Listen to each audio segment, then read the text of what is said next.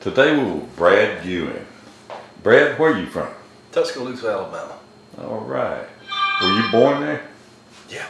You were? Sure was. Okay. I thought you spent some time up north Alabama. I spent a lot of time in North Alabama. I lived up there for about 7 years, something like that. All right. How did you get into music?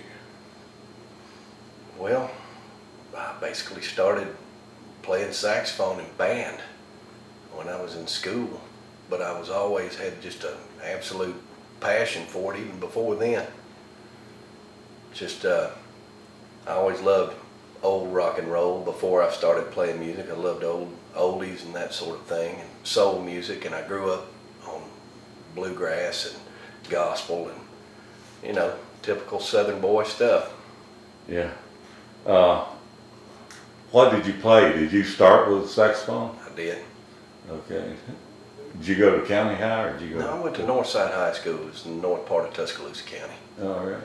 They have good music program? Excellent, excellent. I had a band director who's really into jazz, and I got the bug for that, and I studied that as hard as I possibly could for years and years. When I was that age, for years and years, I would play in school probably about 3 hours a day, and then we'd rehearse after school, and that'd be an hour and a half, and then I would come home with my horn and get in front of a record player with my horn, and I'd play for another 2 or 3 hours, 4 hours.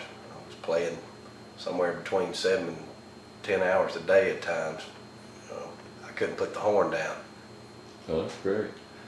Can you remember the band director's name? Roger Mills, still one of my best friends today. I hang out with him on an extremely regular basis. He's an absolutely terrific guy. He's what I would call a musical father.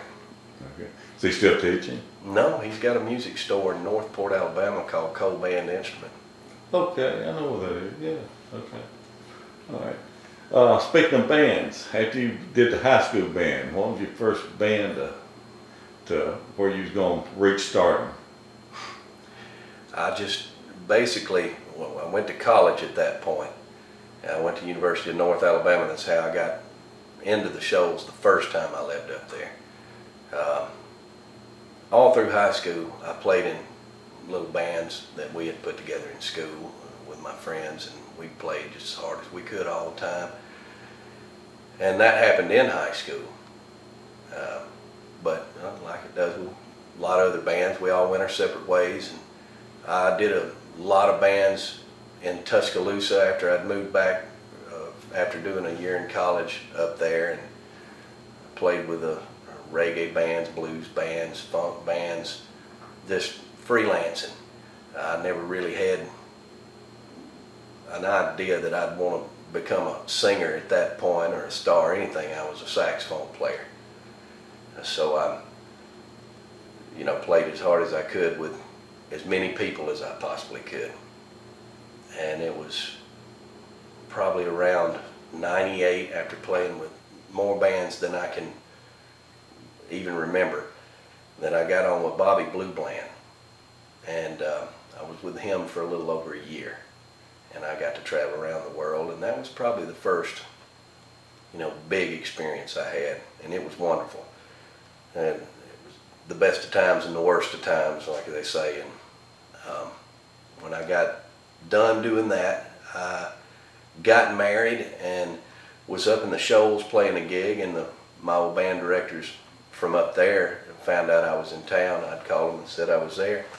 And they came over and offered me a full ride to come back, so we didn't have anything better to do, so my wife and I moved up to the Shoals again and spent the next 6-7 years playing with some of the greatest people I will ever play with in my life. And that got it was always in my blood, but what the Shoals did for me was just absolutely poisoned me with a passion for writing as well as playing music. I got to do a lot of studio work up there, and the studio work was being done with a variety of folks, but I got to play in bands and do studio work with a lot of the swampers, the greats, people like David Hood, and people like Kelvin Holly and Travis Wammack, and the list goes on and on.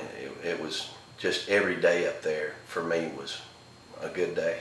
It was just an incredible experience. Okay. You on the road, how long? You continue? With Bobby was on the road for a year. Okay. We were on the road with B.B. King about a quarter of the time. And they toured together a lot. So I got to hang out with those guys. And I got to run into Dr. John while I was out there doing that. Got to meet him. He's one of my heavy influences. And Little Milton, we got to do stuff with him. Just a variety of blues greats, you know, people at the top of that game. Mm-hmm. And what you got going now? Got Bad Brad and the Sipsy Slims. It's an original band.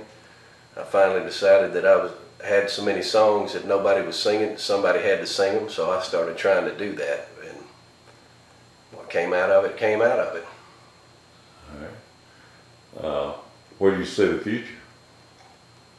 I want to make that as big as I possibly can, play it as many jobs as I possibly can with it, with as many great people as I possibly can with it. Just take it as far as I can.